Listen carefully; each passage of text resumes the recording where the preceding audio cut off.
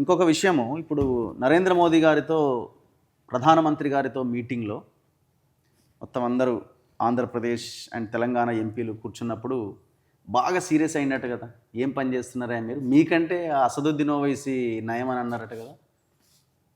మీరు ఉన్నారు కదా, మీరు ఎంపీనే కదా. నాకేం గుర్తులేదు ఆయన అన్నట్టు.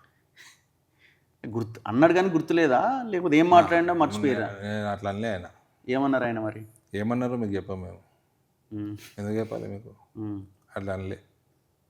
అన్నారని మొత్తం ఎందుకు నా సోషల్ మీడియా అంతా కూడా కూర్చుంది కదా, సూపర్ ఉంటుంది నా సోషల్ మీడియా. అట్లేం అనలే.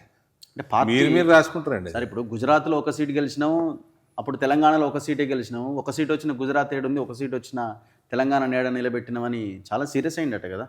అది మోడీ సార్ అన్నాడు, ఎందుకు గూగుల్ అని చెప్తుంది. లెక్కలు చెప్తుంది కానీ మోదీ అన్నట్టు చెప్పదు కదా. మోదీ గారు అన్నారని నేను అంటలేను, మీకు ఎవరు చెప్పారేమో, రాంగ్ ఇన్ఫర్మేషన్ ఉండొచ్చు. అసలు ఆ మాటే రాలేదా? అసలు ఆ మీటింగ్లో ఏం జరిగిందో మీరు చెప్పేదానికి అసలు దానికి లింకే లేదు.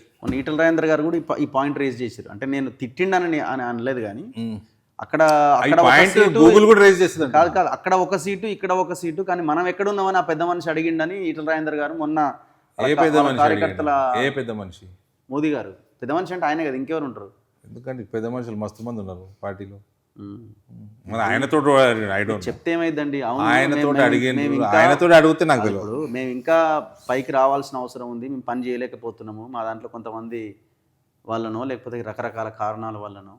అవును, మాకు సార్ క్లాస్ తీసుకుని మాకంటే అయిపోయి ఏముంటుంది. నాకైతే మీరు చెప్పేది ఏది కూడా నాకు గుర్తుకు కూడా లేదు ఆ మీటింగ్లో ఎట్లా అయినట్టు. తెల్లారు అన్ని పేపర్లలో బ్యానర్ ఐటమ్స్ మొత్తం అంతా హడావుడి నడిచింది. I don't think so it's true. అంటే అసదుద్దీన్ ఓవైసీతో కంపేర్ చేయడం అంటే అది మరి ఆయన సోషల్ మీడియా బాగుంది మీకంటే అని అన్నాడట. నేను ఒప్పుకోను దానికి, నేను ఒప్పుకొని అంటున్నాను కదా.